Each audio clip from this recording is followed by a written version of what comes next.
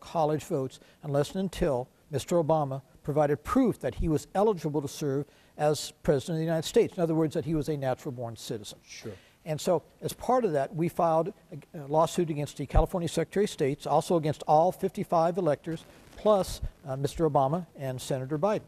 And we did that, again, as I said, because it was part of a strategy, and also because if we could block the casting of the votes, we're talking about a lot of electoral college votes there. Sure. That would have been not eligible to be cast at the electoral college on December 15th. So that was the reason for the strategy. We also financed lawsuits in Mississippi, Hawaii, and Ohio that were seeking more or less to do the same things. So we were involved in those lawsuits as well as our California lawsuit. In addition, we petitioned Congress through a petition campaign to block the certifying of the Electoral College results until after our lawsuit had a chance to be heard or Mr. Obama had produced proof that he was a natural-born citizen. Unfortunately, Congress refused to do anything about that. Despite rumors that at least one congressman was going to challenge the results, no one in Congress did it. In fact, since then, however, though, we now have Senator Shelby of Alabama has now started raising questions about that. We have Senator Coburn has likewise raised questions, and we have Congressman Posey of Florida has introduced a bill to require proof be provided for anyone in the future that runs for president that they are indeed eligible to serve as president. He now has, I believe, either 5 or 6 co-sponsors, so that's starting to progress. So we're very happy about that, and although we don't get involved in legislation as a nonprofit, we wish him well in that. Sure. Now, our case right now had interesting ups and downs.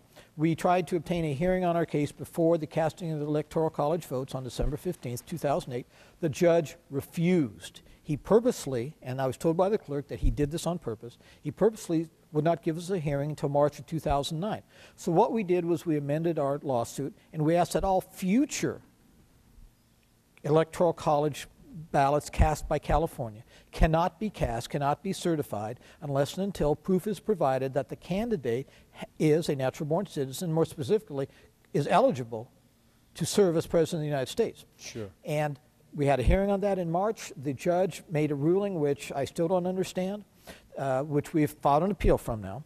But the judge ruled that only Congress, and only on the one day that the Electoral College votes are certified by Congress, that's the only day, and those are the only individuals that can challenge the eligibility. Well, that basically means that Article 2 of our Constitution involving the eligibility for president is meaningless. Sure. Because basically that means that whoever the political party in control is, they can, even if 49% of all the members of Congress and Senate say that there's something wrong here, if 51% or 50% plus 1 say, no, there's nothing wrong here, we have, at least theoretically, a president, even though that person's not eligible to be president. And that's really a scary thing.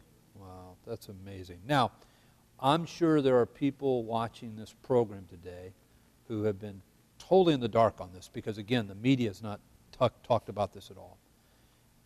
For those watching today that are interested in doing something, it's an interesting program, but I guarantee you people out there saying, you know, this isn't right, because really everything we've talked about today could all be resolved if this man would just do what any of us could do, and that's show a copy of our birth certificate, right? I mean, yes. That's the ultimate answer to this, correct? Yes, it is. For those watching today, I know there's been a couple of things that you've put into place to help them take action. Why don't you tell the people what they can do?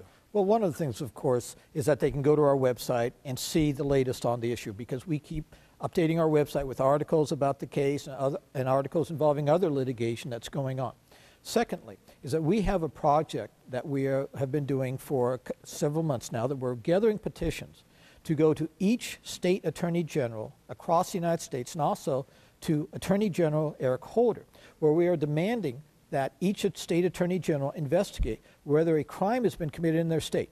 See, in each state where he ran for president, and that's all 50 states, sure, Mr. Obama had to sign a certification under penalty of perjury that he was legitimate to run, correct? That's right, that he was eligible to run for president. Right. Now, if he wasn't, that means he's committed either a misdemeanor, although I doubt that, but probably a felony in every state. There may also be other crimes he's committed. For instance, some states have laws that have other requirements before you can run. And if you're not eligible to run, you can't qualify for any requirement to run for president. And so there may be one or more felonies or at least one or more crimes in each state that he's committed.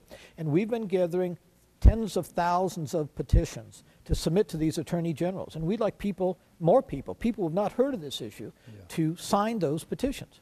As you've heard today, this is not a complicated issue. It's very simple. Matter of fact, this issue could go away in a matter of seconds if President Obama would simply produce his valid state of Hawaii long-form birth certificate and prove he was actually born in Hawaii. This issue would go away.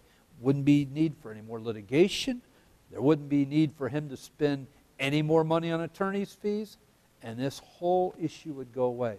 There's got to be a reason why he refuses to do that, and you can help hold him accountable.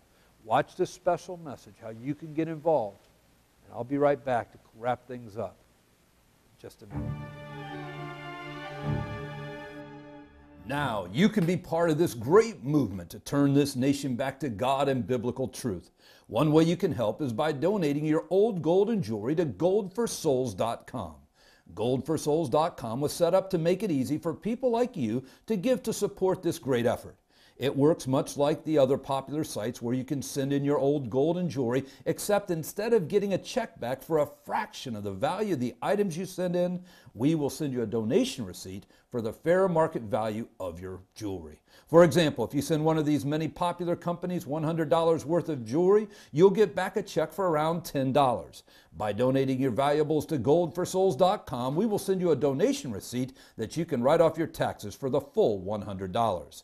What you donate to goldforsouls.com will not only get you a tax-deductible donation receipt for the fair market value of your gold and jewelry, but it will pay you eternal dividends, since the funds will be used to help lead this nation back to God and biblical truth and the souls of men to faith in Jesus Christ. To take your stand for Christ and help lead this nation back to God and His truth, please go to www.goldforsouls.com. That's GOLDFORSOULS. www.goldforsouls.com and follow the easy instructions. Or you can call 1-877-654-1141 and request your Gold for Souls shipping pack to use your old gold and jewelry to save souls and help lead our nation back to God and biblical truth. Again, please go to www.goldforsouls.com and follow the easy instructions, or you can call toll-free 1-877-654-1141 and request your Gold for Souls shipping pack. Our nation is in spiritual freefall. God's wrath and judgment for our sins and wickedness is imminent. The only answer for this nation is to turn back to God and biblical truth. You can be part of this great movement by taking your old gold and jewelry to save souls and help lead our nation back to God and His truth. Go now to www.goldforsouls.com and follow the easy instructions, or call toll-free 1-877-654-1141 and request your Gold for Souls shipping pack. Thank you for taking your stand to see our nation turn back to God, biblical truth, and souls won for Jesus Christ. May God's richest blessings be with you and your family.